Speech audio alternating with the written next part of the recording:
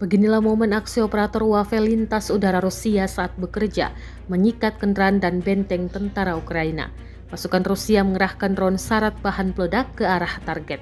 Nyaris tak ada satupun target yang meleset. Rekamannya diunggah di Telegram pada Rabu 25 Desember 2024. Dalam keterangan unggahan disebutkan, Kementerian Pertahanan Rusia telah merilis video promosi tentang tugas sebagai operator Wafel lintas udara. Akibat serangan tersebut, tentara Ukraina mengalami kerugian yang disebut cukup berat.